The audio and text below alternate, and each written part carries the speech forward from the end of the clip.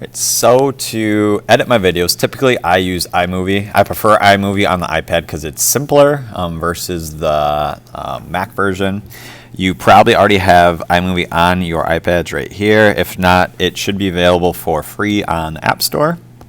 I'm going to go into iMovie and I'm going to show you how to make a project. So to make a project, you're going to click the plus.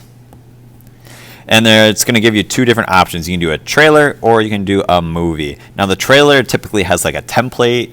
It can offer some kind of cool different things. I don't use these ever. I always make mine in the movie feature. I don't need all the fancy bells and whistles. After you do that, you are going to have access to all the stuff in your camera roll. So you have pictures as well as videos. So I'll just take this video. This is one that I filmed for you guys. So I'm going to edit that. And I'm going to go to Create Movie. And it's going to open up into iMovie.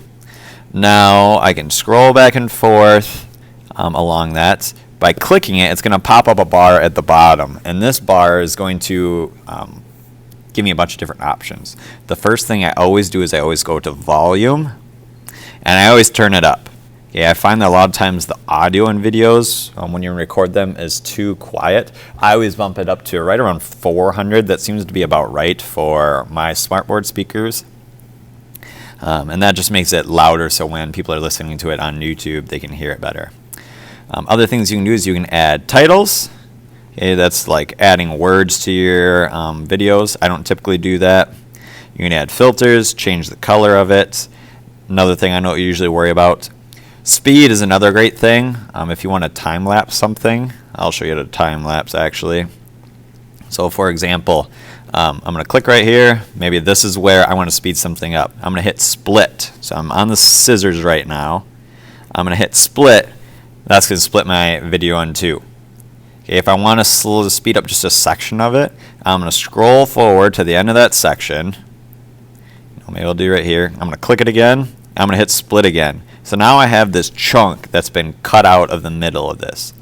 If I click on that little chunk and I go to speed, I can speed up or slow down that section. So there you can see it slowed down. There you can see it sped up. Okay, so that is obviously going to play fast. And then a little drop down menu will open up and it will say like turn on micro. Okay, I'm going to put it back to normal. There we go. And some other things you can do is you can go into action. You can detach audio.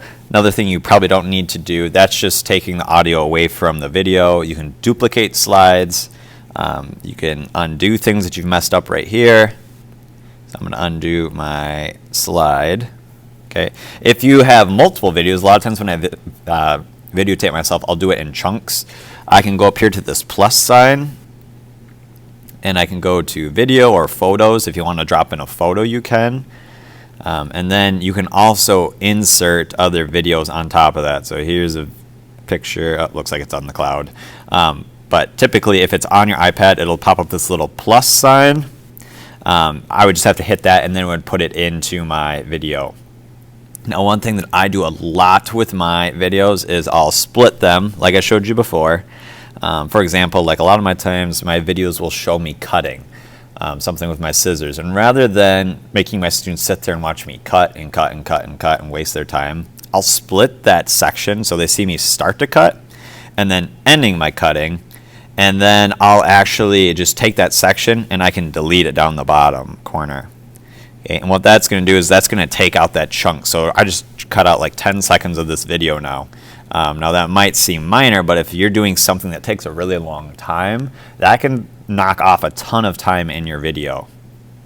All right. So as I said, I would recommend using it on the iPad. An easy way to edit them on your iPad is just to airdrop it. Okay. So if you film on your computer, airdrop it to your iPad. If you film it on your iPad already, then awesome, it's ready to go. When I'm done with my video, I go up to done in the corner. I can click on My Movie 1 and give it a name, whatever, done. And then because I have YouTube set up on my iPad, I can hit the little box with the arrow down here, and I can actually send this right to YouTube. So that's typically what I do. I'll go to YouTube, and then this will just get posted right to my page. Okay, I typically post mine as public. That way other people can use them. I like to share my videos.